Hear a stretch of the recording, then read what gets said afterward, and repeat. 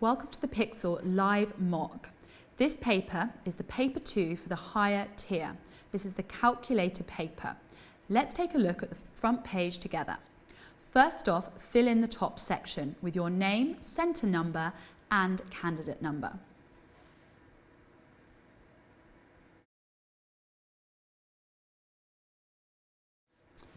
We're then going to look through the information together. The first thing to note is that this paper, the allocated time is 1 hour and 45 minutes.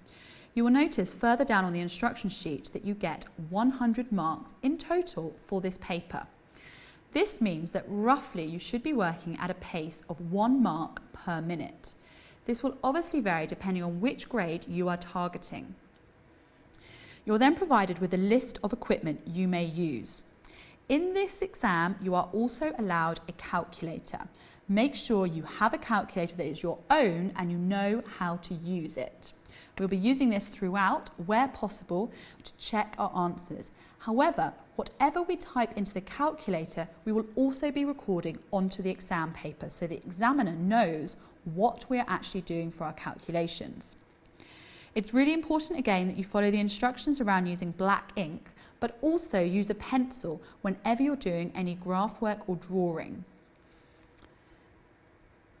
The last point to point out again is that where the questions have an asterisk attached to them, which you can see here, there is an extra mark available for the quality of your written communication. In these questions, the way you explain your work is very important. The correct mathematical vocabulary and notations and explaining your answer is really important and will get you a further mark. So let's take a look at the next page. This here is the formula sheet for the higher tier.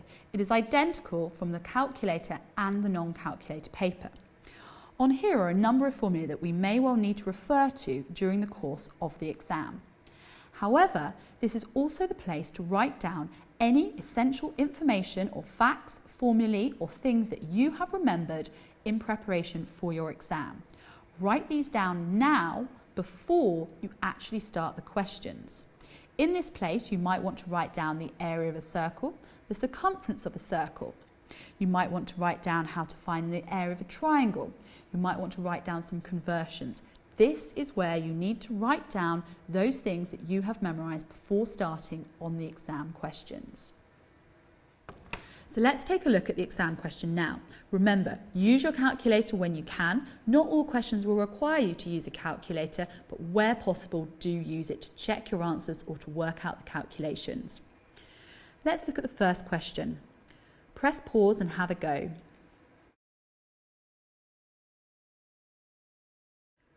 So, before you read the question, look at what information you've been provided.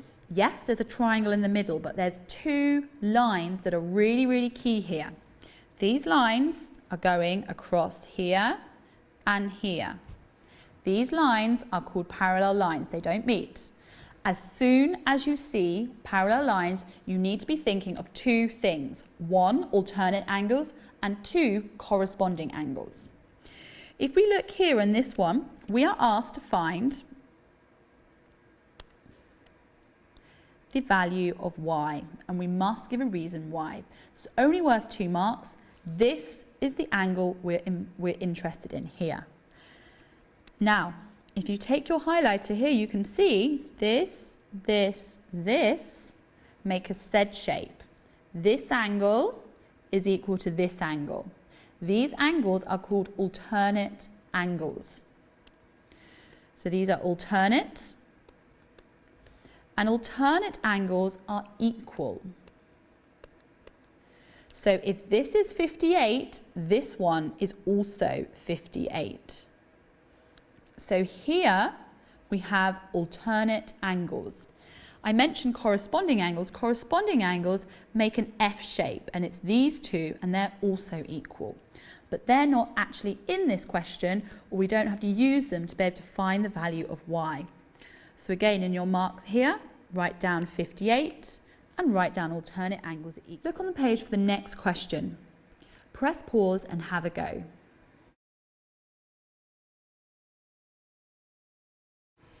So in this question, we're explicitly told to use the calculator to work out the value of quite a complicated calculation. You will see here that we have a calculation on the top that involves a multiplication, and at the bottom again we have some powers and a takeaway. You can put brackets around the top calculation and the bottom calculation and then press divide in between and put it all on your calculator at the same time. If you wish to do so, write in your brackets here and here. And then when you put your first bracket in, you're then going to press divide and then your second bracket on the calculator. You may well like to do it gradually in 2 steps. So you might want to work out the top and then the bottom separately. If you were to work that out, you would take your first calculation at the top, 45.6, multiplied by 123. And write down our first value, which is 5.6088.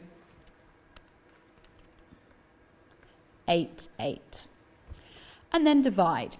Really important you know where the power button is on your calculator. Lots of calculators have this, x squared. In that case, you would have to write down 0.34, then press that button.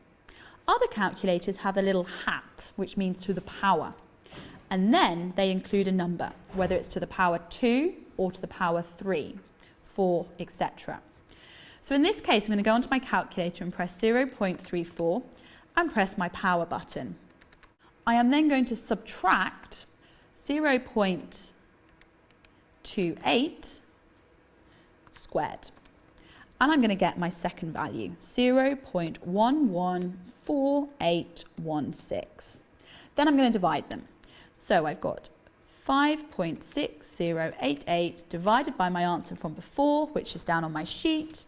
And I have a full display, which is 48.850334445. Reread the question, write down all the figures on your calculator. As I said at the beginning, it's good practice anyway. Any question that comes up when you've got an answer with a long decimal, write it all down. We're then asked in the second part to actually write this answer correct to 3 significant figures. 3 significant figures means we start counting from the first digit that's not 0. So we ignore the decimal point when we do our counting. We don't start from our decimal point. We start here at the 4 and we count across 3. 1, 2, 3. We are then going to draw a line here. This number is what we're going to look at. If it's a large number, 5, 6, 7, 8 or 9, the number before increases. If it's a 0, 1, 2 or 3 or 4, just like decimal places, this number before stays the same. In this case we have a 5, therefore the 8 goes up to 9. So we have 48.9. Turn over, take a look at the next question, press pause and have a go.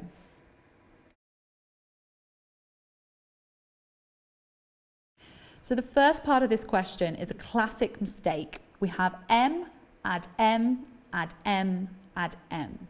Simplified, that is 4m, not m to the power 4.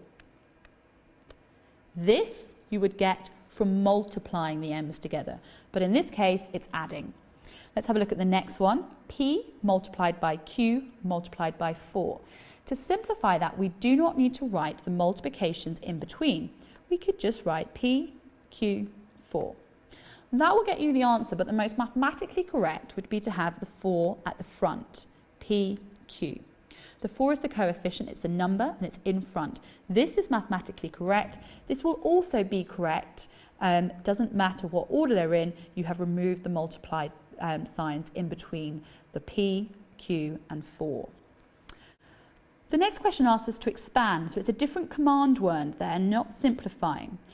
To expand means to remove the brackets. We multiply the number or term outside the brackets by each one of the terms inside the brackets. So first off here, we have 5 multiplied by 3x, which is 15x. We then have 5 multiplied by negative 2. 5 times 2 is 10, however 1 is positive, the 5, and the 2 is negative. So here we have negative 10. So this is this expression expanded. Turn over to the next question now, press pause and have a go.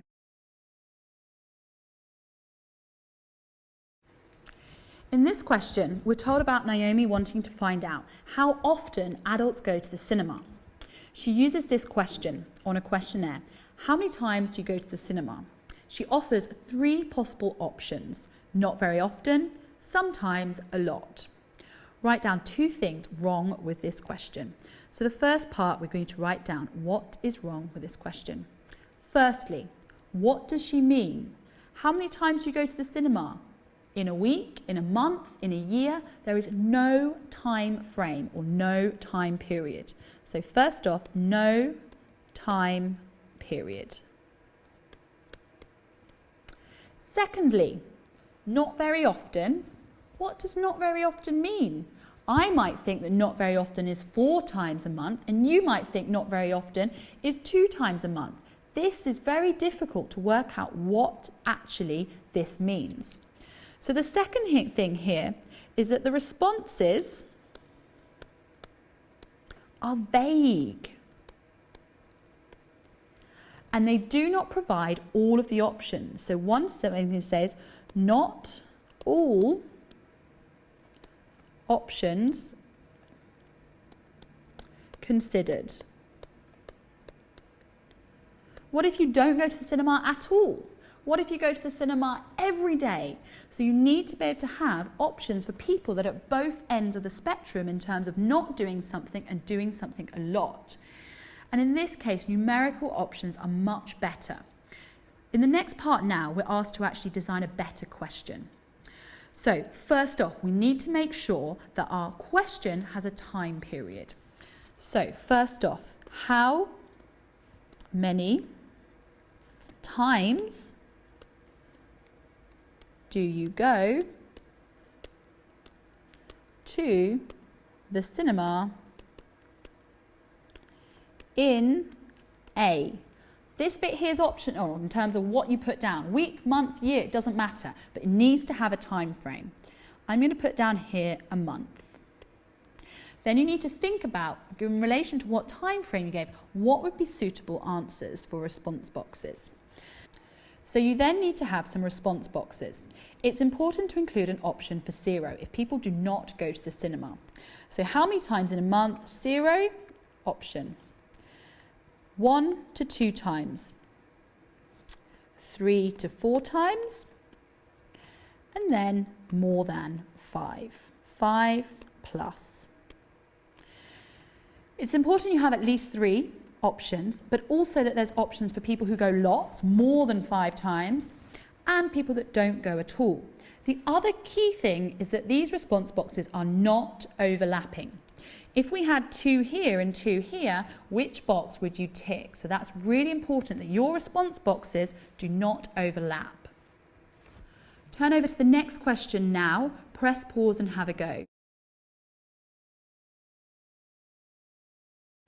In this question, you're asked to draw on the grid the graph of y equals 2x take away 3 for the values of x from -2 to +2. You're provided with a grid, that's all. So what you need to do first is to create your own table of values. So find a space on your sheet and we have the values for x and y. Now x we are told in the question. Go back here. Values of x from -2 to +2. So that's what we need to have on our top row in our table. -2, -1, 0, 1, 2. There are values that we're going to find. We're then going to find y by using our equation. Go back, have a look. Y equals 2x take away 3. Write that down next to your table. Y equals 2x take away 3. Now where are you going to start? What is the easiest part to fill in of the table? In the middle at 0. When x here is equal to 0. Substitute it in here. 2 times 0, 0. Take away 3 is just -3. Then go to the positive side. X is equal to 1. Substitute in here 2x. 2 times 1, 2. Take away 3, 2 take away 3 is -1. Then our next value, x is 2. Here, 2 times x, 2 times 2 in this case is 4. 4 take away 3, positive 1. So before substituting for the negatives, you can already see a pattern. From here to here, we take away 2. 1, 0, minus 1. From here to here, we take away 2.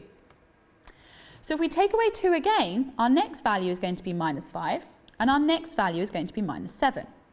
Now you could do that by substituting again, but if you've already got the pattern, it's easy to then fill in the rest of the table. When you plot these coordinates now onto the grid, they need to form a straight line. If they do not form a straight line, you've made a mistake. Take your pencil and we're going to plot the coordinates. We have the values for x here and the values for y here. Again, start on the positive side. X is 2, y is 1. That's this set here. So I go onto my grid. X is 2, it's labelled here. Y is 1 here. My next value is when x is 1 and y is negative 1. I then have x is 0 and y is negative 3. X is minus 1, y is minus 5, and my last value is here.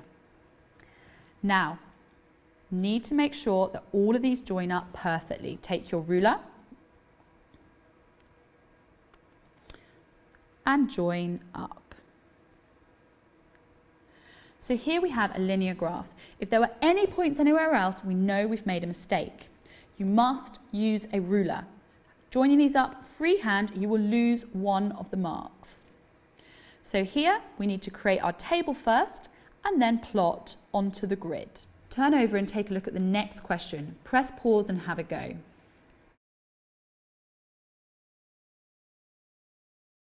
So this is another question where you're going to need to use your calculator to help you. You're provided with a formula which is used to predict the adult height of a baby girl. Here we're told that height of the adult girl is represented by the letter H. The height of the father, F, and the height of the mother, M. You need to add those together, as it says here, the two heights of the father and the mother, take away 12.5 and divide through by 2. We're then given information. Karen and Keith have a baby girl. They're interested to find out how tall their baby girl is likely to grow. We're told Karen's height and we're told Keith's height. I want to know what is the value of H, is my question. I know that M is equal to 156, and I know that F is equal to 172. So we have the mother's height, Karen, and the father's height, Keith. These values we're going to use in our formula. The question says A, use the formula to predict the adult height of their baby girl. Show clearly how you got your answer. Do not just type it into your calculator, write down what you are typing in. So if we just rewrite the formula to start with, so it's next to our calculations, we have the height is equal to F plus M, take away 12.5, all divided by 2. Before you substitute, then we're going to substitute. So here we have the father 172 and the mother 156. Take away 12.5, all divided by 2.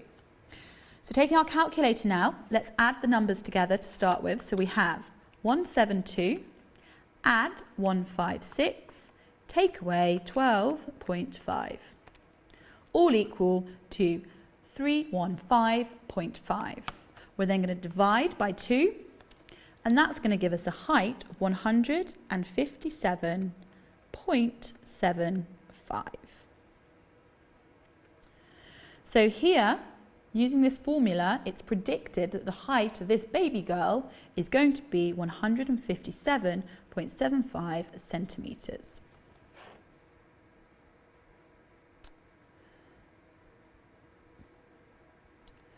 Part B, a different couple. John and Jenny, they also have a baby girl. John and Jenny are the same height.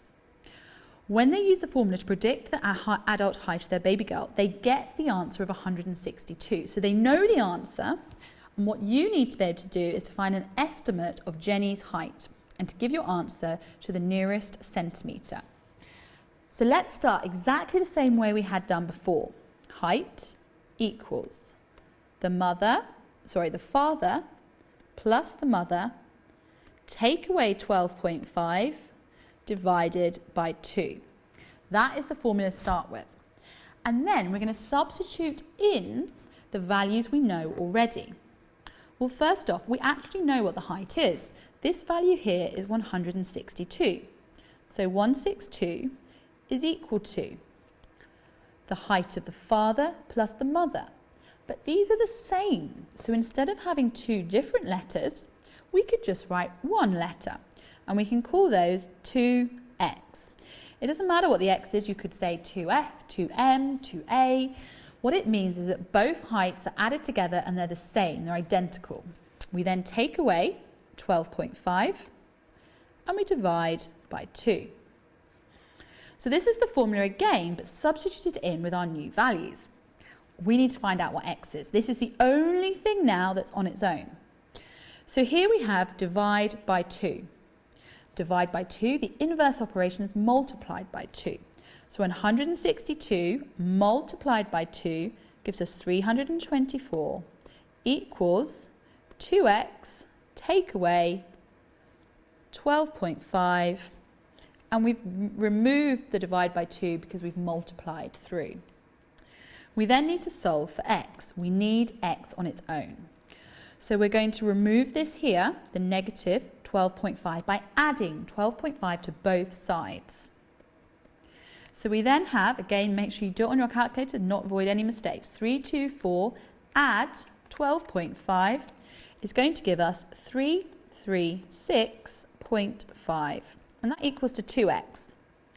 Remember, the 2x is both the mother and the father's height added together, but they're identical. So we just divide by 2.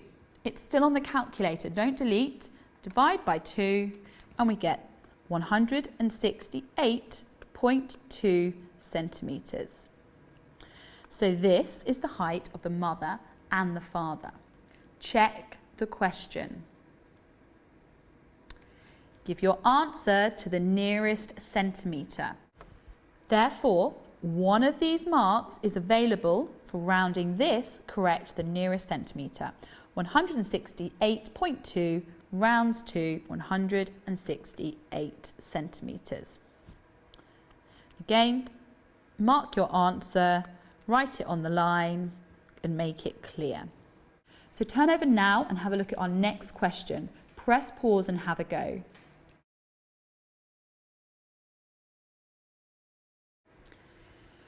So in this question, we immediately see circles. Some are shaded, some are not. Some radius and diameters are labelled. This question is going to involve those two formulas that we wrote down at the beginning of the paper for the area and circumference of a circle. We don't know which one, we haven't read the question yet, but the one thing we are going to identify is the radius and diameter before we start reading. We can see here that there's a big circle, so I'm going to write that just down here, B, and I'm going to put down radius equals 8. That's what I'm given. Therefore, my diameter is equal to 16. The small circles are the same, they're identical. This time we're giving the diameter, which is 4, therefore we work out the radius, which is 2. Before you start reading the question, write down you know that the diameter and the radius for the small circle and the large circle. Then let's see what it says. The diagram shows two small circles inside a large circle. You can see that from the picture. The picture gives you just the information as you get from reading. It then says the large circle has a radius of 8. Have we got that? Yeah, let's check. Large circle, I call it the big circle here, radius 8. Each of the two circles has a diameter 4. Again, we put that information here 4, and we know that the radius is half of the diameter, so I pop that down underneath. My first question says write down the radius of each of the small circles. We've already done that from what we did at the beginning. So we can easily identify that the radius here is 2. This is going to prevent you making mistakes by just looking at the small circle and thinking 4. So the answer to the first part here is 2. If we look at part B now, we're asked to work out the area of the region shown shaded in the diagram. Looking back at the diagram immediately, the shaded part is the large circle, but not the two small circles. We need to give our answer correct to 1 decimal place. Highlight that now, and it will remind you to come back to it at the end to check you have done that. So the formula we're going to be using, as we put down at the beginning, is the area one. To find the area of a circle, we multiply pi by the radius squared.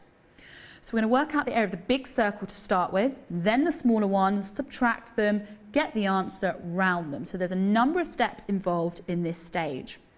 Let's look at the big circle to start with. I'm going to write B next to it. It reminds me which circle I'm dealing with. The area is equal to pi multiplied by the radius squared. Go back to the information at the top. What is the radius? 8. Come back, 8 squared. Type that into your calculator. The pi button, you should know where it is. On mine, I have to shift and press, and then I times by 8 squared. It comes out as 201.0619298. I'm not going to round at this stage. I'm then going to find the area of the smaller circle. So I have area again, same formula, pi multiplied by radius squared. Look at the radius. We've been given, we had to work it out in part A. The radius is 2, not 4. So we have the area is equal to the pi times 2 squared. All of this working out is necessary.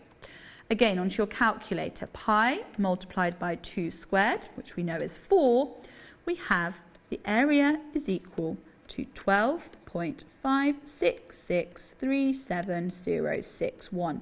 Don't delete, multiply by 2 immediately because we have 2 small circles. Times by 2, and we then have the value for the 2 circles. I'll write that down here, 25.132744123. So here we have the area of the large circle, and here we have the area of the 2 smaller circles. We're going to subtract the area of the smaller circles from the area of the larger circles, and then we're left with the shaded area only. So back to your calculator, 2.01.06199298. Subtract 25.132474123. And here we have 175.9291886. All of the numbers from your calculator display. Then look back at the question, give your answer correct to 1 decimal place. Rounding this here to 1 decimal place, we go to our decimal point, we go across 1, draw a line. This number I'm looking at, it's a 2, it's one of the smaller numbers. Therefore the 9 is going to stay exactly the same. 175.9. That is the answer, correct 1 decimal place. Include your units, centimetres squared, always good practice. They are provided here in the answer, so there's no extra mark available, but in some instances they will not be there. Turn over to the next question now, press pause and have a go. So you'll notice by the question there's the asterisk here. It's important you communicate your answer effectively in this question. We're given 2 boxes of grass seed. Let's look at it visually. One's bigger than the other. Look at the grams. One's 1,000 grams and one's 200 grams, called the small and the large. They have different prices. What you need to be able to do is to work out which box of grass seed gives the better value for money, and you must show you're working out. So at the moment, we need to compare, and we have a calculator, or we can do calculations. Now there's a number of ways you can compare these. You could find out what 1 gram is in both of them, or you could make one the same quantity as the other and see how much it would cost. If you were to make one gram, we would divide this value by 200 and we would divide this value by 1,000. Again, using your calculator, 2.5, £2.50 divided by 200 is going to give us 0.0125 pounds for 1 gram. So this is for 1 gram. If we divide this one, 10.5 divided by 1,000 is going to give us 0.0105. So this is the cheaper one. Another way you might want to do that, you can see here that this is 200 grams and this is 1,000.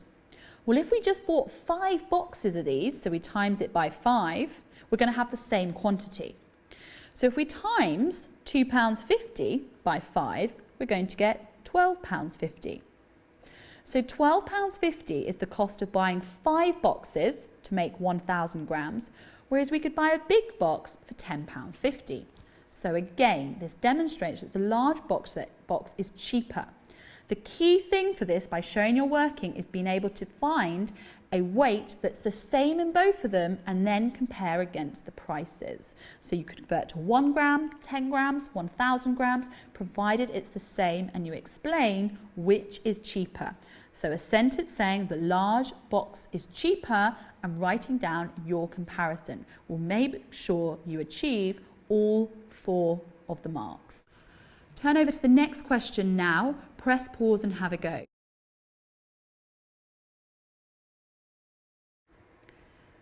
So this question is a C grade question and it's about scatter diagrams.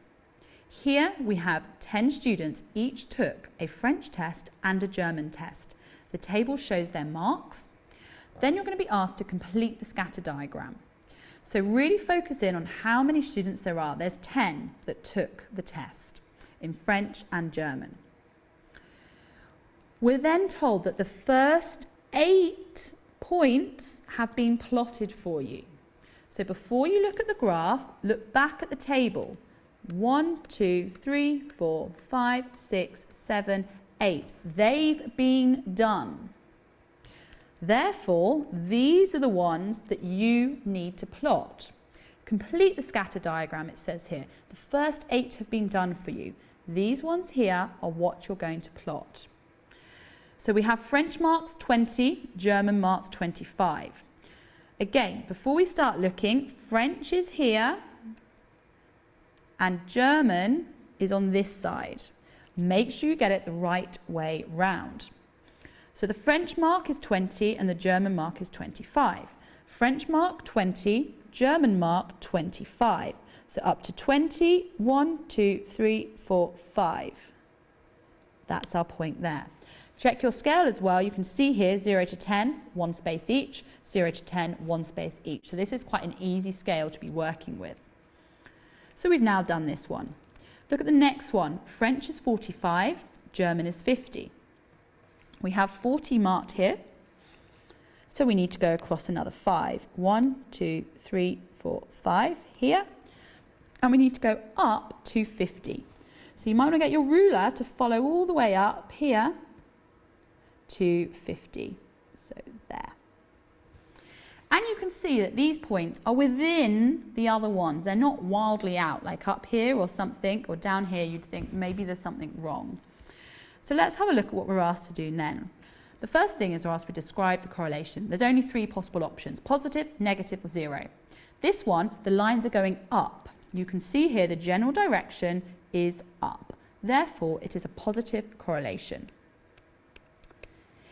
In those situations, especially where it says describe the correlation, people sometimes think they have to write a long sentence about what happens when the French marks does this and the German marks. In this case, describe the correlation, or what is the type of correlation, positive, negative or 0. You're then asked to do a line of best fit. You are going to take your ruler and your pencil. If you have a clear ruler, this is much, much better because you can see where the points are. With your ruler, you are going to draw a line that goes through some of the points, but has roughly the same number of points above the line as below the line. So let's have a look here at our line. So we're looking at roughly So we're looking here at roughly a line that goes through these points here. You will see here some below, some above, some on. The line does not have to go through the origin. You can see here that it's actually a bit further up. Your line might be slightly different to the line here, but that's okay, provided it's roughly in the same place and it has a roughly equal number of coordinates above and below the line. If we look here, the next part we're going to be asked to use our line. In all of these questions, when we've done a graph, we're generally asked to use it to be able to solve and find something. So this one, we're asked to use the line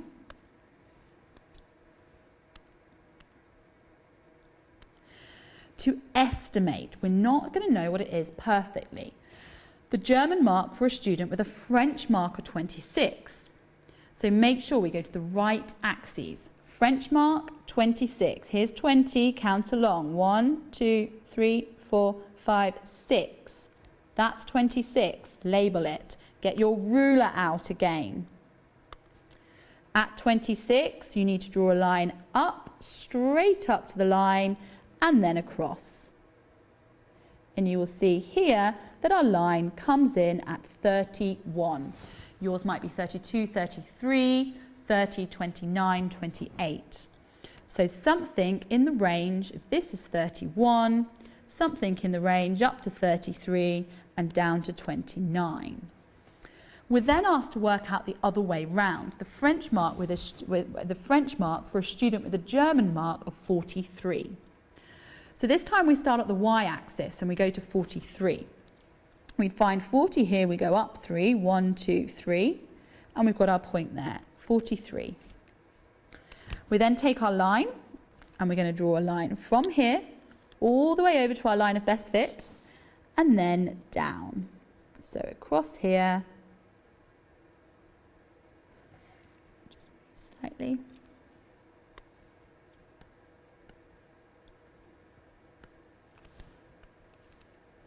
So we have a line that comes in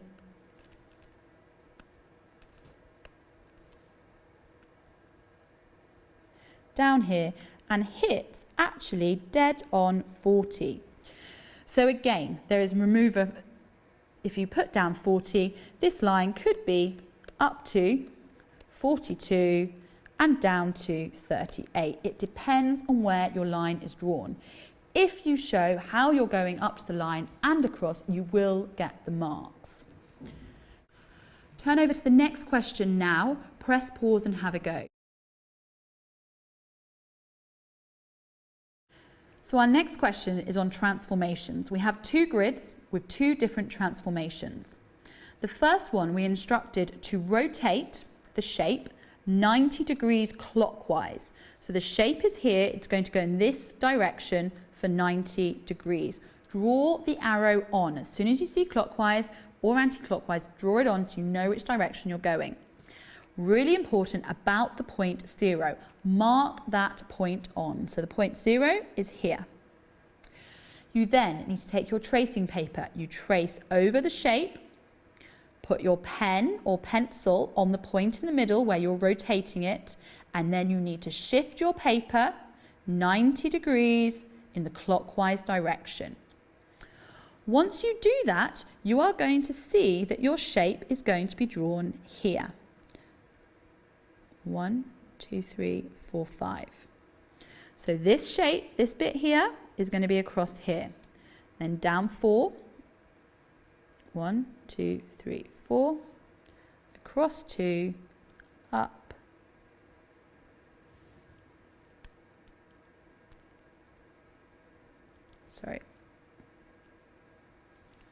Across 3, up 2, up and across.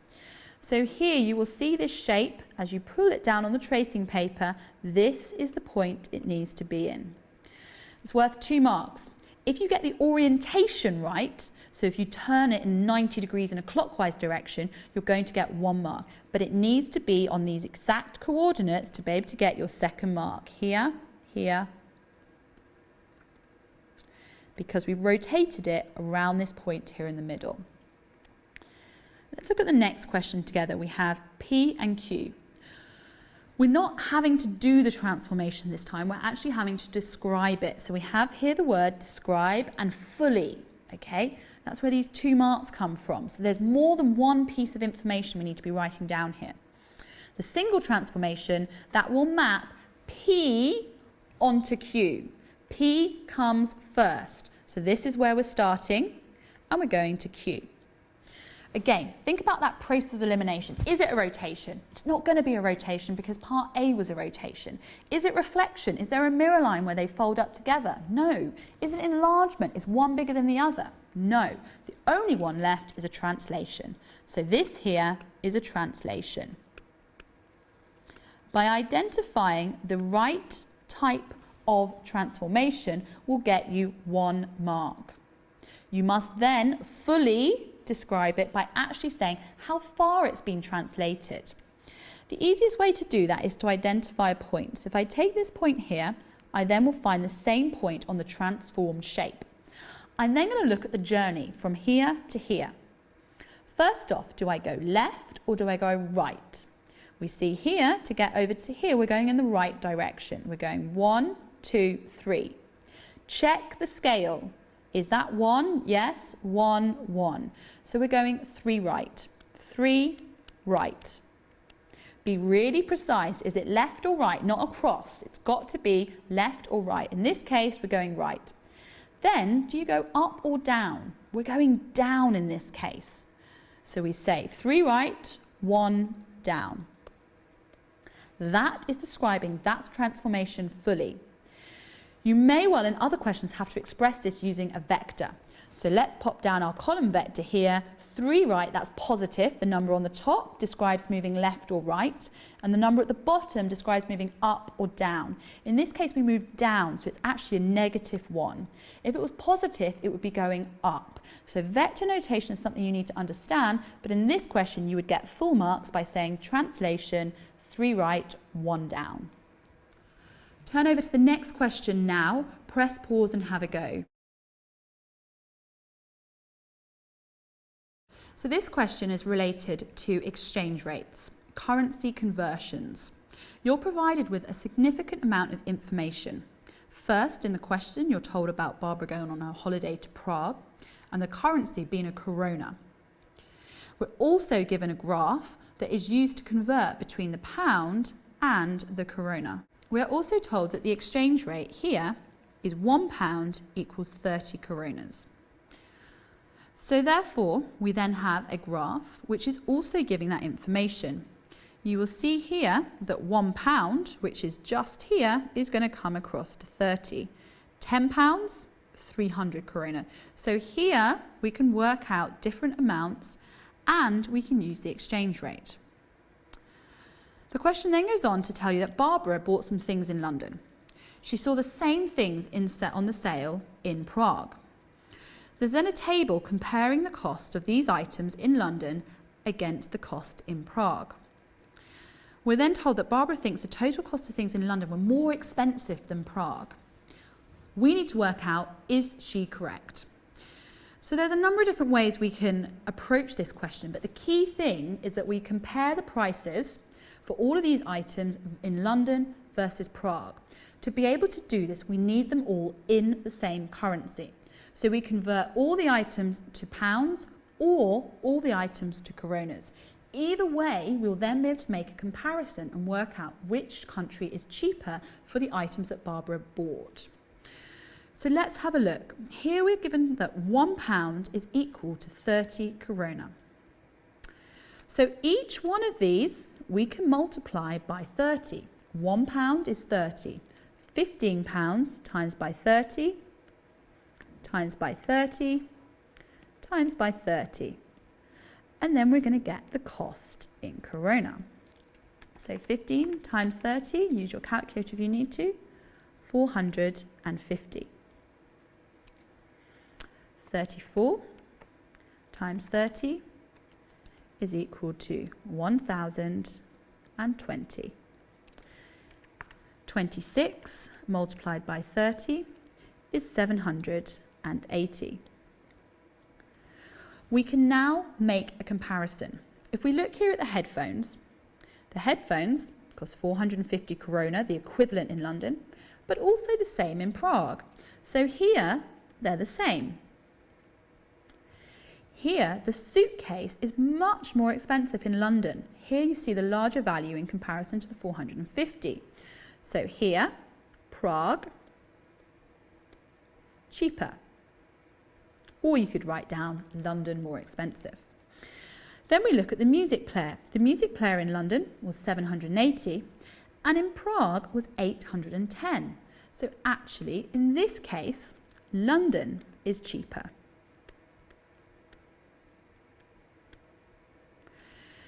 So for each one of the three items, it varies. Now, we could have used this information to then be able to work out an actual answer for overall. Because Barbara thinks the total cost of these things was more in London than in Prague. So if we add up our total here for London, using your calculator, gives us a total of 2250. We then add up the prices in Prague. Here in the blue, we're going to have 450, add 750, I was just checking that was working, add 810 is equal to 210. Sorry.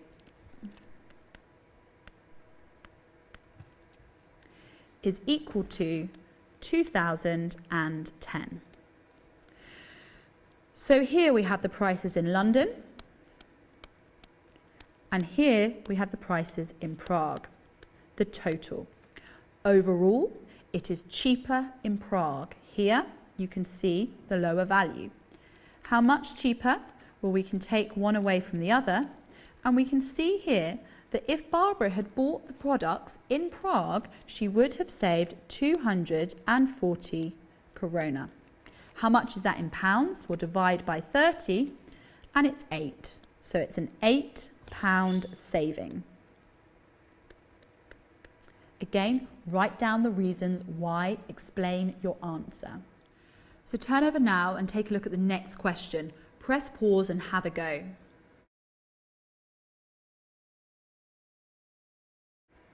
This question is about inequalities. Before embarking on the question, have a look at the information that's been given. N is an integer. We know that integer means a whole number, so not a decimal. We then have to the left that n is greater than -2. It's not -2. And n is less than and equal to 4. Before we do anything else, we're going to draw a number line. Here, with 0 in the middle, we're going to go up to 4 on the positive side. 1, 2, 3, 4.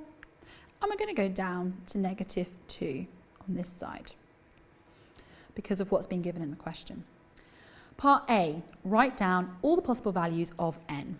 Well, let's have a look. Can n be -2? No. Because it does not include, it's not equal to, there's no line underneath your inequality sign. Can n be equal to 4? Yes. So all the possible values you can see here along the number line from -1, 0, 1, 2, 3 and 4. Nothing in between because n is an integer value, a whole number. Part B asks us to solve the inequality. Here we have 6x, take away 3, is less than 9.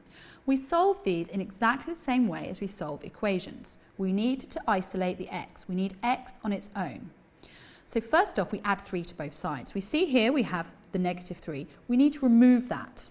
So the inverse operation of taking away 3 is actually adding 3. So let's add 3 to both sides. If we add 3 to both sides, we're just left with 6x on the left-hand side. -3, add your 3, takes us to 0. Is less than 9 add 3, which is 12. Again, we don't want to know what 6x is, we want to know what 1x is. So we're going to have to divide through by 6. And divide through by 6 here. 6 divided by 6 just gives us our x, is less than 12 divided by 6, which is 2. So this here is the solution for this inequality. X is less than 2. Turn over now and have a look at our next question. Press pause and have a go.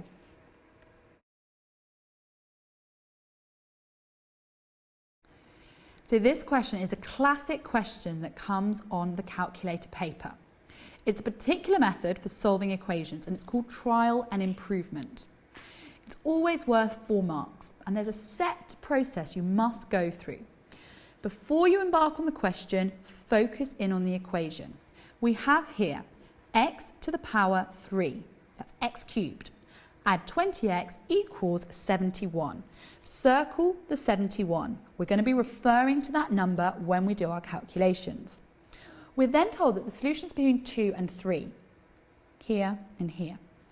And then the next part is standard. It says this in every single standard trial and improvement question. Use trial and improvement method to find the solution. Give your answer correct to 1 decimal place, which is the most common way it's been asked. You must show all your working. So let's make a start here. We're going to try different values of x. So x is going to be our first column, and then we're going to have our working out. Here we're going to show exactly what we're doing. We're then going to have our answer, and then we're going to have our comment. So we know the answer is between 2 and 3. So first off we do 2, then we do 3. This also helps when you're getting used to doing the actual equation and substituting in the value for x. So the working we're going to do is 2 cubed add 20 times 2. Why are we doing this? Because this is what says in the equation here. X cubed add 20x. X is 2, 2 cubed plus 20 times 2. Write it down before you go to your calculator.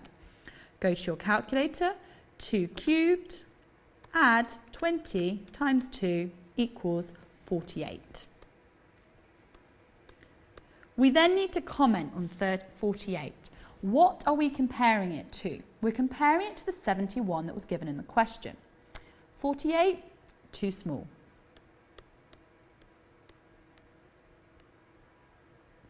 So we now go to 3. Because the value is between 2 and 3. 3 cubed plus 20 times 3. We write it down before we go to the calculator. 3 cubed, add 20 times 3, 87. And of course, in this case, it's going to be too big compared to the 71. So we now must trial something between 2 and 3. The most obvious thing and the easiest way to start is always to go for the middle value. So in this case, 2.5. Write it in, 2.5 cubed. Add 20 multiplied by 2.5. We go here to our calculator now, 2.5 cubed, add 20 multiplied by 2.5. And here we have 65.625. Comparing against the 71, this is still too small. So we're going to have to go up. Now in this situation, I would always recommend that you go up gradually. So instead of jumping up to 2.7 or 2.8, go straight to 2.6 because it's not that far away from 71. So the next trial is 2.6. Don't do it on your calculator, write down what you're doing. 2.6 cubed, add 20 multiplied by 2.6. To your calculator, 2.6 cubed, add 20 times 2.6 gives us the answer of 69.576. Much closer, but still too small.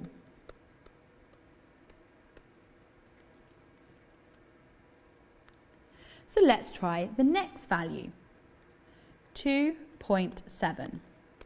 2.7 cubed, add 20 times 2.7. Into your calculator, 2.7 cubed, Add 20 multiplied by 2.7, just as you have in your working out, 73.683. Too big. So this is the situation we're looking for. One value is too small, one value is too big, but they're consecutive. So here we have the situation. 2.6, 2.7, they're next door to each other, consecutive. This is too small, this is too big. Now you might look at that and you say, well, I know what the answer is, it's 2.6. That's closer. 69.576 is definitely closer to 71 than 73.683. But you need to demonstrate an actual check. So to do a check, you take the value that is halfway between 2.6 and 2.7. So in this case, 2.65. And we write out our calculations again. 2.65 cubed, add 20 times 2.65 into your calculator. 2.65 cubed, add 20 times 2.65 is equal to 71.609625. Comment, too big. It's over 71. Now, you might want to think about this in a number line. So if you have a number line across here, this is 2.6, this is 2.7, halfway is 2.65. We know this is too big, this is too big, and this is too small. So if it's too small, it's going to be bigger. If this is too big, it's going to be smaller. So we know that our value is somewhere along here. Therefore, to correct to one decimal place, the answer is 2.6. This is closer than 2.7. So x equals 2.6. Check in your question, definitely says to one decimal place, hence your answer here is 2.6, not 2.65, which is to two decimal places. So turn over now to our next question. Press pause and have a go.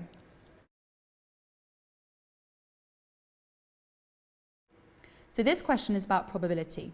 We are given that the probability that a seed will grow into a flower is 0.85. We're then told that 800 seeds are planted. So our key things from this here, probability 0.85, 800 are planted. And we're asked to work out an estimate for the number of seeds that will grow into flowers. To do this, we simply multiply the probability that they will turn into a flower by how many times we do it, 800. We planted 800 seeds. So these two numbers are multiplied together. We have a calculator, but we still write down what we are doing. 0.85 multiplied by 800 gives us 680. So out of the 800 seeds, the probability, being that it's 0.85, means that 680 are likely to turn into flowers. Turn over and have a look at the next question. Press pause and have a go.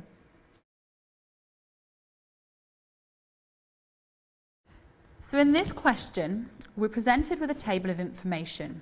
Focusing on the table first, you will see that we have the number of hours and we have it as grouped data.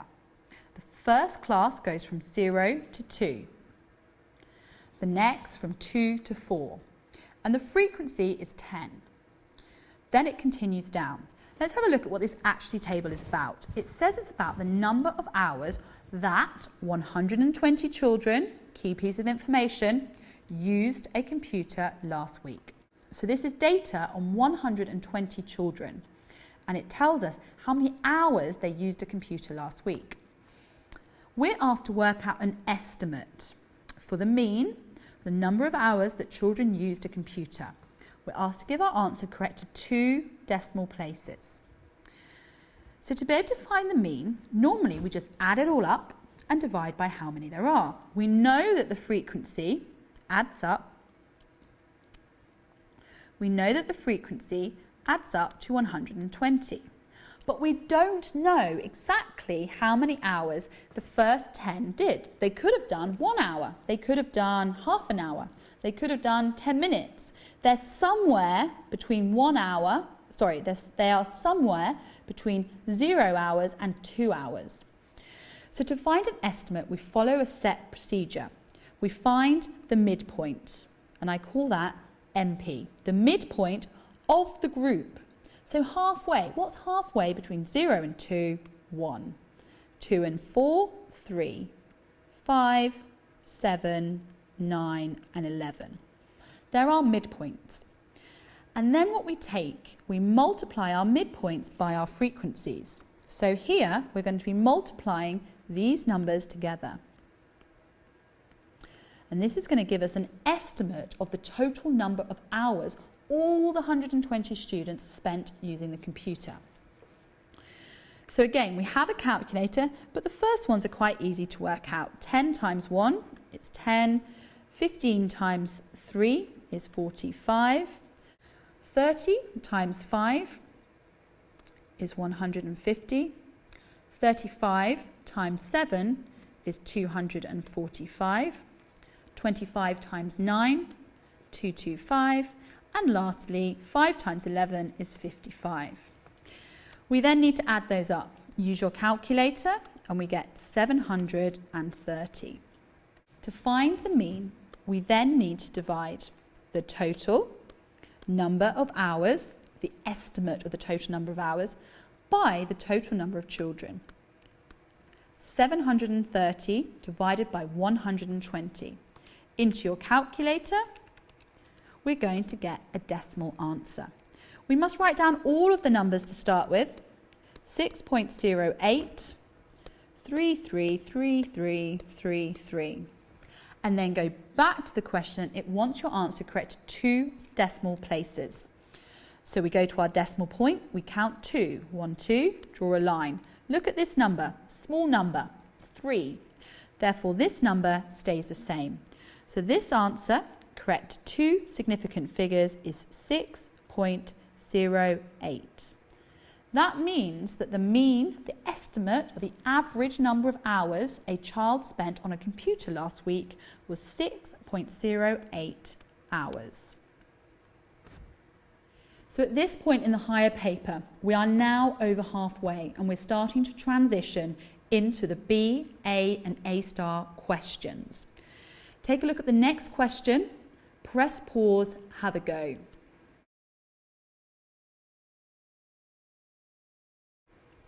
So this question is about bounds. We're given the length of a rectangle and the width of the rectangle, 30 centimetres and 18. Both of these are correct to 2 significant figures. We're then asked to write down the upper bound for the width. Well, the width is 18. So correct to 2 significant figures, the upper bound, the largest that this could be before being round to 18, would be 18.5. We're then asked to calculate the upper bound for the area of the rectangle. That means what the maximum size the area of the rectangle could be. Well, in this case, we're multiplying. To be able to find the area of the rectangle, we must multiply our 2 numbers. So here we have 18 multiplied by 30. But we want to find the upper bound. So we take the upper bound for the length and the width. So we have 18.5 multiplied by 30.5. Again, use your calculator, but make sure you write it down. 18.5 multiplied by 30.5.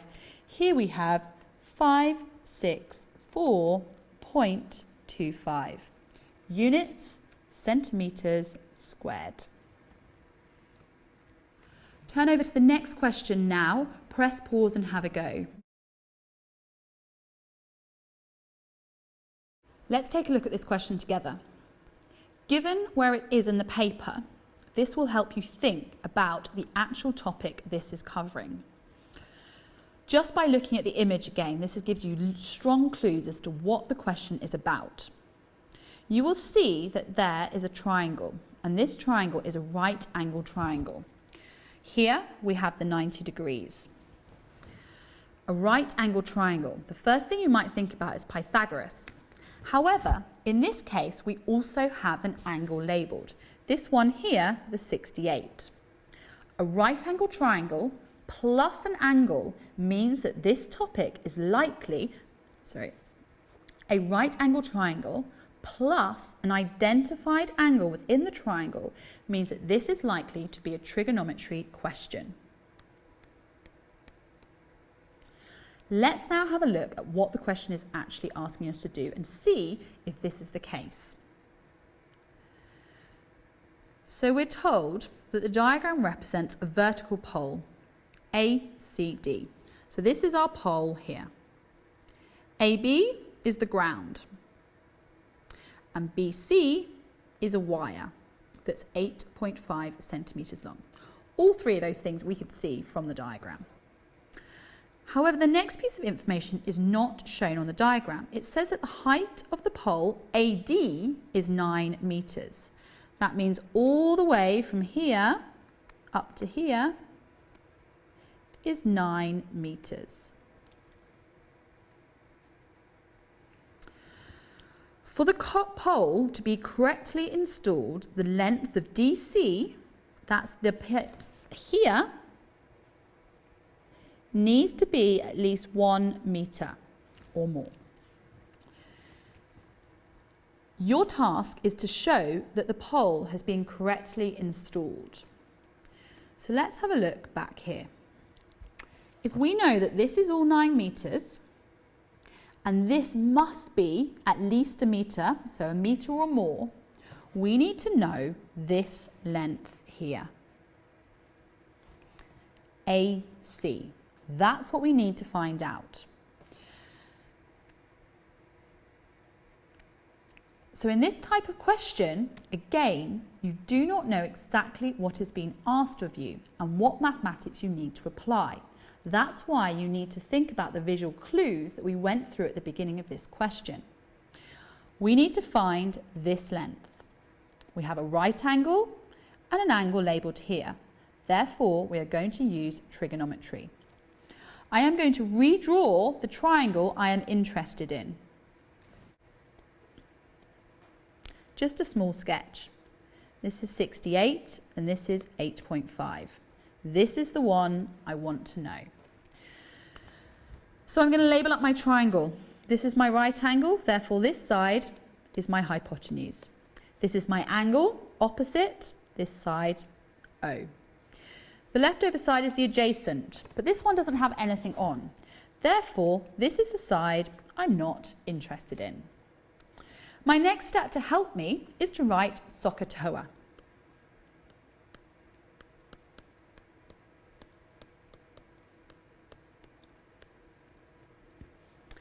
This is a word that helps you remember which trig ratio to be using. We can see here we have O and H, so we must use the first ratio, the one for sine. So here we have sine x equals opposite divided by hypotenuse. I write that down before I start about the context of this question. That's a really key thing across all your questions. Before you look at the particular example, write down the generic formula that you're substituting into. Here we have sine x, first letter, O's next, that goes on the top, divided by h. Now let's have a look at this particular question. What is sin x? Well, we know here the angle is 68, so sine 68 is equal to opposite. We don't know what the opposite is, so we just write x down, divided by the hypotenuse, 8.5. We need to find out what x is. So if we multiply these two together, we're going to find x. Take your calculator, sine 68 times by 8.5 gives us the value for x as 7.88, write it all down, 1062,764. Does this sound right? Let's have a look at the question again. Here we have the triangle. This side here being equal to 7.88. Does that make sense in the context? Well, this is 8.5 and that's the longest side. So we know that this side's got to be less than 8.5. And we can see that it's not that different. So 7.88 is a reasonable answer, but you need to go through that process of checking. So we round that now to be able to work with it. I'm going to round it to 2 decimal places. So I'm going to say x equals 7.88 metres. Now let's look at the context of the question. This part is 7.88. The total is 9. So what's this bit here? Well, we can easily work it out by saying 9 take away 7.88, use your calculator. 9 take away 7.88 gives us a value of 1.12 metres, which means that this part here, DC, is 1.12 metres. It's bigger than 1 metre. Therefore, the pole has been correctly installed. Our question there, show the pole has been correctly installed. It's telling you that it's been correctly installed, but you've now just demonstrated that here the value is actually 1.12. So turn over the page now to your next question. Press pause and have a go.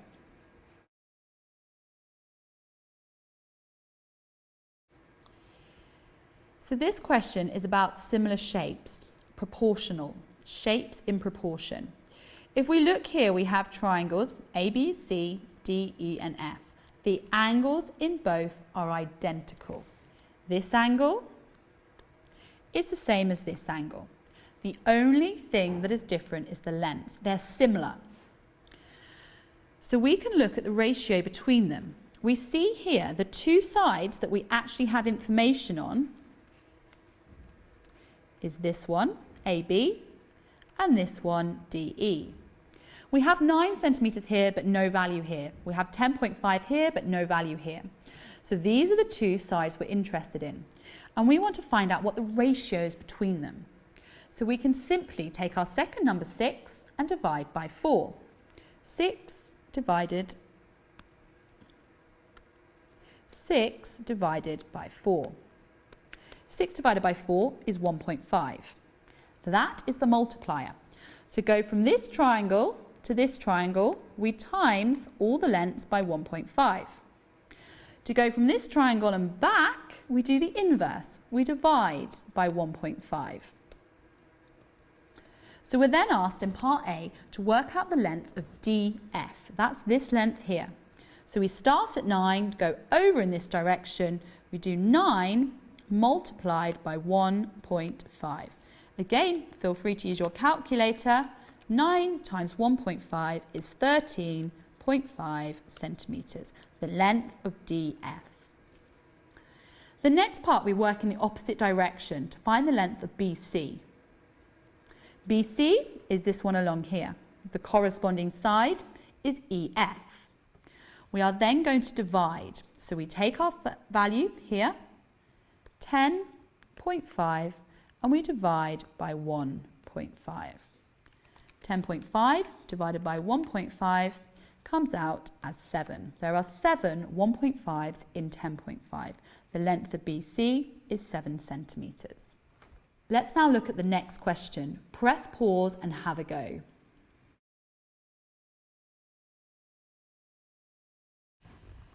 So in this question, we're asked to choose between 2 different types of investments. We're told that Kylie wants to invest £20,000 for 3 years. Key pieces of mathematical information we need, 20,000, 3 years. We're told she considers 2 investments, A and B. Both of them, she will invest the same amount, 20,000. However, the interest rates are different on both of them. The first one earns 3.02 interest per annum, means per year. Interest paid yearly by cheque. The second one, you have an interest rate of 2.98. But this is not simple interest. This is compound interest. And it's paid per annum, the compound interest here. So you would think that option A has a higher interest rate and therefore Kylie will get more money. but it makes a difference that B is compound and A is simple. It says here that Kylie wants to get the greatest return. That means she wants the maximum amount of money at the end. When she invests her money for 3 years, she wants the most money at the end. Which of these investments should she choose? So we need to calculate the difference between A and B and decide which is the best value. So let's look at A to start with. A is simple interest. So we have £20,000 and we multiply that by 0.0302. That is the interest rate for 1 year. On your calculator, 20,000 multiplied by 0.0302 is equal to £604. That means every year Kylie will be paid a cheque for £604. It will happen 3 times because her investment is for 3 years. We times that by 3 and she will earn 1,812. So this here is the interest. So at the end of the 2 years, she will have 20,000.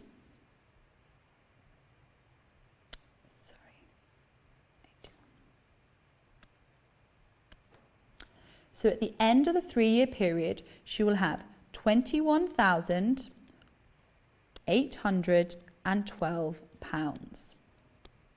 This is the total, this is the interest. Let's see how that now compares to option B. Option B is different because it's paid as compound. What that means is that when she gets the interest from the first year, the second year interest is related to both of the years total. So each time the money is increasing, there's a different amount of interest paid. And this can be really simply worked out by actually taking the interest rate, which we have here as 2.89, and multiplying it by the power. But we need to increase it. So we use our multiplier of 1.0298. This here is the increase. That's why the 1 is in front, to represent the 100% plus the 2.89. And here we have the power, which is the number of years, which in this case is 3.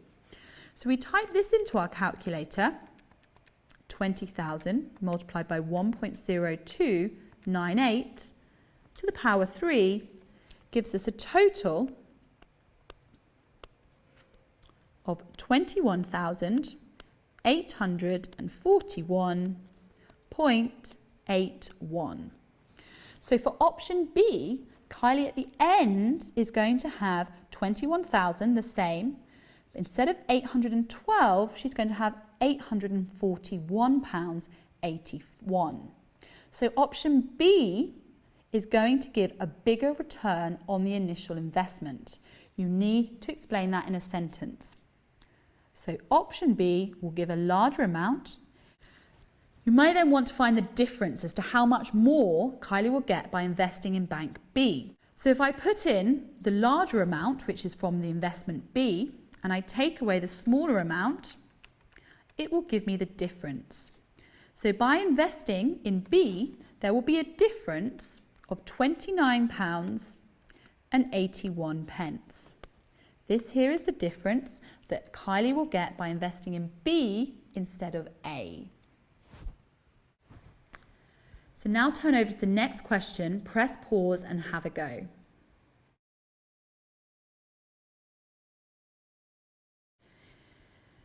In this question, we're presented again with a visual clue. We have an axes, y and x, but there is no scale. We then have a straight line, PQ. Let's have a look at the information with them provided. P is the point with the coordinates 2, 1. This means this here is 2 and up here is 1. We can then see that Q, similarly, the coordinates are 14. So here on the x-axis, 14, and on the y-axis, K. It's an unknown value. We do not know what that value is. We're then told the gradient of the line is 3 over 2 and asked to work out the value of k. We need to know how was the gradient calculated? Well, gradient is calculated by the difference in y divided by the difference in x. So here, this is the difference in y divided by the difference in x. So let's have a look at the y. The difference here is going to be k take away 1. We don't know what k is, so we just write down using algebra k take away 1. The difference in x is going to be along here, 14 take away 2. 14 take away 2. We write this again. We have k take away 1 over 12. So this here, when we know what k is, actually simplifies to 3 over 2. So 3 over 2 is the same as k minus 1 over 12. We can then see the proportions. From 2 to 12, we must multiply by 6. Therefore, we must multiply 3 by 6. This means that k take away 1 is equal to 18. K take away 1 equals 18. Therefore, our last step, k equals 19. 19 take away 1 is equal to 18, which means here the coordinates of Q are 14 and 19. Turn over now to your next question, press pause and have a go.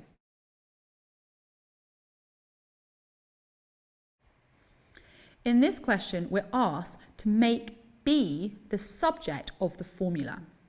First off, what does subject of a formula mean? Well, when something is the subject, it is the only term on its own. So if we look here at the formula we have been given, A is the subject. It's on its own on the left-hand side. So we need to rearrange this so that B is on its own. We can see here that B appears twice, both in the denominator and the numerator. So we are going to have to simplify to get B on its own. Our first step would be to make sure this denominator is multiplied by the left and the right-hand side of the equation. So we are going to have A multiplied by B minus 5, and on the same side, multiply this fraction by B minus 5, which leaves us with 2 take away 7b. Multiply out this bracket, expand the bracket to have AB minus 5a is equal to 2 minus 7b. We now want to get all our b's together and simplify further. So if we put this b here, add, it's going to come over to this side. So we have AB, add 7b, take away 5a equals 2. We can then take away the a to the other side to remove the a. So we have AB plus 7b equals 2 add 5a, the inverse operation. We then have two terms that contain b. To isolate b, we need to factorize. So we take b out as a factor. Inside our brackets, a plus 7 is equal to 2 plus 5a. We still don't have b on its own. Now we have b multiplied by a plus 7 is equal to 2 plus 5a. We need to divide through by a plus 7. So we then have b equals 2 plus 5a, all divided by a plus 7. We now have b as the subject of this formula on its own. Turn over to the next page, press pause and have a go at the question. In this question, you're asked to solve a quadratic equation. You are then told to give your answer correct to 3 significant figures. There are a number of different ways that you can solve a quadratic equation, but all of them involve factorising. The clue here is the fact that they ask you to give your answer correct to 3 significant figures. This means that the value for x is not going to be an integer. Therefore, you are going to have to use the quadratic formula that is stated at the front of your booklet. Take a look now at the quadratic formula that's on your formula sheet and write it in the space provided for this question.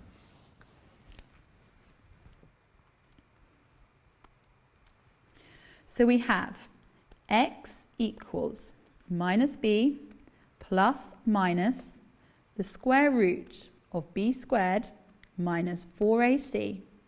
That's all in the square root, divided by 2a. We're then told what's a, what's b, and what's c. And we're going to apply that to this equation. A is the coefficient of x squared, the number in front of x squared, here, 3. B is the coefficient of x, the number in front of x, 2. C is the number here at the end that is not associated with the x or the x squared. In this case, it's negative 4. Make sure you include the negatives where appropriate. We're now going to substitute in all these values before you do any calculations. So we have x equals negative was there, we write it down. B, 2, plus minus square root. B squared, 2 squared. Take away, the takeaway was there, we write it down. 4ac, that's 4 times 3 times minus 4. It's easier if all of that goes in a bracket. We're then going to divide by 2a. 2 times a is 3, so this is 6. Now, you have substituted in all the values for a, b and c. It's now time to actually calculate some of those to make this more simple. So we have here x equals negative 2, that needs to stay, plus minus the square root. Well, 2 squared is 4. Takeaway was already there. I'm going to write it down again. Then we look at our bracket here. We have 4 times 3 times 4. Well, 4 times 3 is 12, and 12 times 4 is 48. But we have positive, positive, negative. 2 positives, 1 negative. They're different. Therefore, my answer here is going to be negative 48. We then have 2 negatives together. So this here, we are going to add together. 48 plus our 4 is going to give us 52. So 52 is our value inside the square root. We then divide all of that by 6.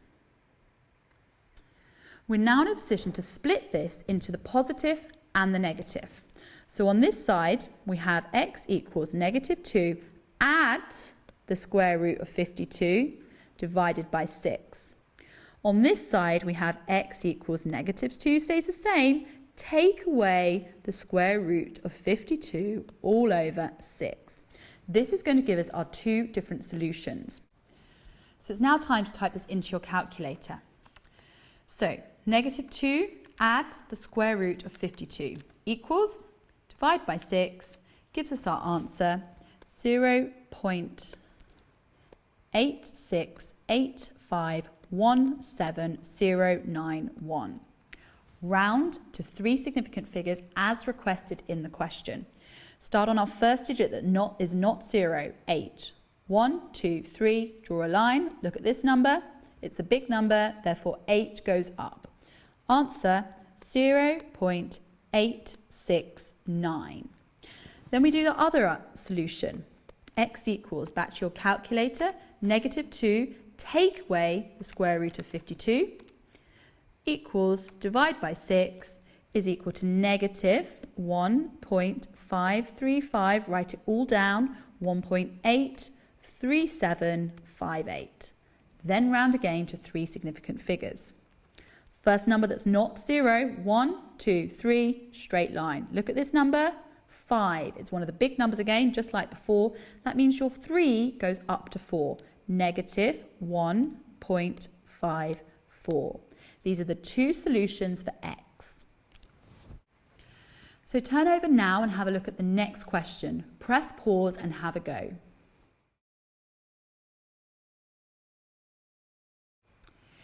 So this question is related to stratified sampling. You're provided with a table which includes the populations of 3 different villages. A survey is taking place about these 3 villages and the people living there. And it's going to be using a stratified sample. There are 50 people from Brigby in this sample. 50 people are actually in the sample from Brigby. And we want to work out the number of people from Urton in this sample. So if we look at the 50, how do we know where did that come from? Well, to find out a stratified sample, you need to take the population of the item, Brigby 370, and divide that by the total of the population. So if we add up the populations here, again use your calculator, 243, add 370, add 127, and we have 740. So we must divide this by 740, and then we times it by the sample size. We don't know what the total sample size is, but we know that the answer is 50. We know that in this town, Brigby, 50 people are in the sample. So, how do we find this unknown, the total number in the sample? Well, we can work this out and then divide it by 50. So, 370 divided by 740 gives us 0.5. 370 is half of 740. So we have 0.5 multiplied by the unknown is equal to 50. How do we find the unknown? 50 divided by 0.5, which is 100. So 50 divided by 0.5 is equal to 100. This is the total sample size. We need to work out that first before we can work out the sample of Urton. It doesn't tell us that.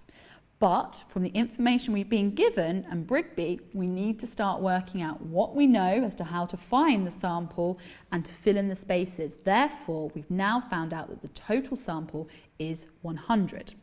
So how many people are going to be from Urton in this sample? Well, there's 127 of them altogether in the village. So 127 divided by the total, 740, multiplied by the sample size, which we know is 100. That's going to tell us how many people from Urton will be in the sample altogether. So 127 divided by 740 multiplied by 100 gives us 17.16216. Now, we're talking about people in a sample, so we're going to round this now to the nearest whole number, which is 17. Therefore, 17 people from Urton will be in this stratified sample. So turn over now to the next question. Press pause and have a go. Okay, once again, let's start by looking at the visual clues. We've been given a triangle. This question is towards the higher end of the paper. We are not going to be asked to find the missing angle and be done with the question. It's going to be more complex than that. It's not a right angle. So it's not going to be right angle trigonometry, but it may well be other trigonometry to do with the cosine and sine rule. We're then provided some information which is really already shown in the diagram about the 2 angles and the length BC. The question asks us to calculate the area of the triangle. Now you might remember from that formula sheet, we're actually told how to work out the area of a triangle. It's not something you need to memorize. So if you look back on your formula sheet, you are given the formula half AB sine C. But to be able to use this formula, we need to know 2 sides and an enclosed angle. Looking at the information we've been given so far, we do not have 2 sides and an enclosed angle. We have 2 angles on one side. So we are going to need to know either this side here, AB, or AC. It doesn't matter which one, but we need to find one of them. So if we choose to work out this one here, Let's call it x. Again, you can start with the other side. It's not going to make a difference to your answer. How are we going to find this? So here now we have an angle and a corresponding side. We have a side and an angle here which we can easily work out. So we can easily work this angle out by taking the sum of the other two angles and subtracting them from 180. So 47 add 58 is going to give us 105. 180 subtract 105 gives us 75. So we know that this angle here is 75. We can therefore easily apply the sine rule because we have angle, side we want to find out. So this one here is A, these two, and this here is B. So let's write down what we need to find out. X is what we do not know. That is the side AC. But we know that the angle is 47, so that's sine 47. And that's equal to the other side that we do know here, 220 divided by sine 75. 220 divided by sine 75. So we now need to solve for x.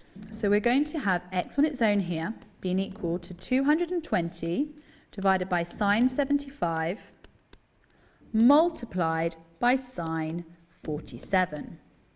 Again, pop that in brackets when you pop it into your calculator. So 220 divided by sine 75, close brackets, multiplied by sine 47, gives us x being equal to 166.5736747. Is this answer reasonable? Let's look back at the triangle. This side here is 220. This one looks a bit smaller, 166, is about in the same range. If it had come out at 16, you may have questioned whether you'd actually got the right answer. So we're going to round at this stage now because it says give your answer correct to 3 significant figures. So let's take this value here, x is equal to 167. That's rounding to 3 significant figures. So now we have the value over the other side. This means we now have an angle enclosed by 2 sides. So here, 167. We have this line, and this angle. Therefore, we can now apply the sine rule. We couldn't do it without using trigonometry before we actually can now use the formula. So the formula states to find the area of a triangle, we are going to half times A times B.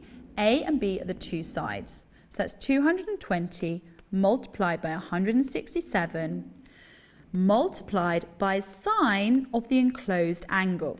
Look back at the diagram, the enclosed angle, 58. 58. And you can put that all straight into your calculator. So a half times 220 times by 167 times by sine 58 equals 1558.64353. Again, we're going to round. It said give your answer correct to 3 significant figures. So counting along, 1, 2, 3, draw your line.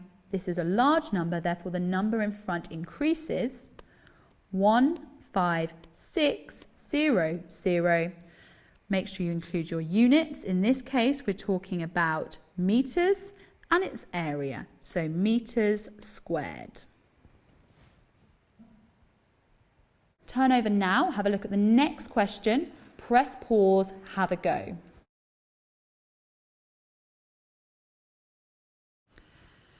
So we have a question here on probability, but it's at the end of the higher paper.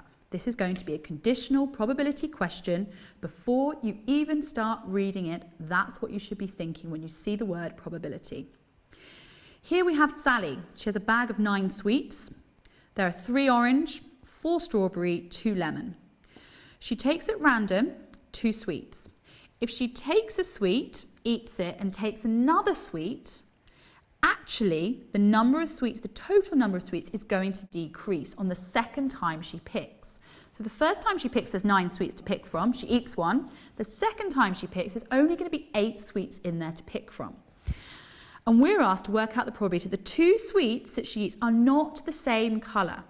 So there's lots of possible options. She could be having a strawberry and a lemon, an orange and a strawberry, a lemon and a strawberry, lots of different combinations.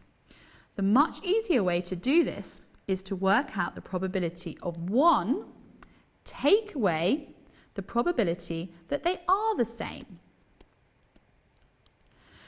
So finding out the probability of them being the same is just going to be orange and orange, strawberry and strawberry, lemon and lemon.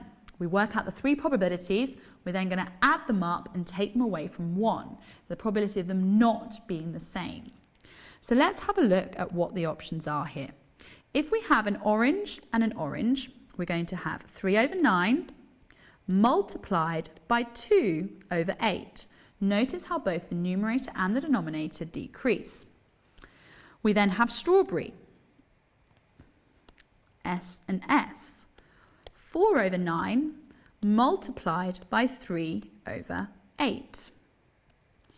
And then lemon. So we have here lemon and lemon, 2 over 9. There's 2 to start with. I eat 1, then there's only 1 left out of 8. So they're the 3 possibilities for getting the same flavour. We then need to work out each one of these. So we have 6 over 72, 12 over 72, 2 over 72. We must add these up to find the total of getting the same. So by adding these up, 6 plus 12 is 18, add 2 is 20. So 20 over 72. But we must subtract that from 1 because we're asked to find the probability that they're not the same. So 1 is the same as 72 over 72. Subtract 20 over 72. So we have 52 over 72. This is the probability of not having the same sweet. So this is the final question on the higher tier paper.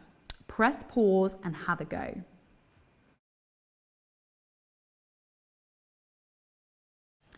So before starting on this question, notice the asterisks. This question is on vectors. Your notation of the vectors is going to be rewarded a mark, provided you use your notation consistently. Here we have a regular hexagon. We have a number of vectors already marked. Here, 6a, here, a to b, 6b, and here across the middle, o to c. X is also a point that has been marked. And you'll see here in the question further on, it tells you what X is. Here, it's the midpoint. So our first question is only worth 1 mark, so it's going to be quite a simple vector question. Let's have a look at what it says. Find BC. So let's have a look. BC is here to here. And it's really important that we note the actual order. So we're going from B to C. So that is in this direction. So we're starting at B. Now, we can't get that way. We're going to go this way, down here. We're going to go back against this vector. So that's going to be negative 6b. We're going to go back against this vector, AC. So that's going to be negative 6a. And then we're going to go forward on this vector. So that's positive 12b. So here, once again, we're going backwards, backwards, forward. And that's why we have our 2 negatives here. We're then going to simplify this. We've got 2 sets of b's. 12b, take away 6b, gives us 6b, take away 6a. This is the vector BC. write it properly with the arrow at the top, is equal to 6b minus 6a. You might want to now add that to the diagram because it may well help you in subsequent questions. So this vector going in this direction is 6b, take away 6a. Let's have a look at the next pieces of information. X is the midpoint of AC, so that's halfway. We're then told that Y is the point on BC extended, such that BC, the ratio of BC to CY, is 3:2. Before you read the question, get that information onto the diagram. So let's have a look here. It's talking about extending the line BC. So if we extend this line, take your ruler out and extend it. Here, we're going to go across. So what does it tell us about this line? The line, the point Y here on the line, is in the ratio B to C, this one, is in the ratio 3:2. So this distance here and this distance here, B, C and CY. That's the information we're provided, as well as this being the midpoint, so halfway between these. We're then asked for 4 marks to prove that O here, X and Y are all on the same straight line. So here, here and here. So I'm just going to do a dotted line through that so I know what I'm looking at. So it's here, here and here, all being on a straight line. So what's our first step in relation to this? First off, we need to find the vector CY. So in the spaces provided, we're going to write down the vector CY. Remember, there is an extra mark for your notation. Write the arrow on top. So CY, how are we going to find CY? Well, we're told that CY here in the ratio of BC is 3:2. Therefore, this line here, CY, is 2/3 of the line BC. So we can have here 2/3 of the line BC, the vector BC. Do we know the vector BC? Yes, we just worked that out in part A. So actually we're looking at 2/3 of 6b take away 6a.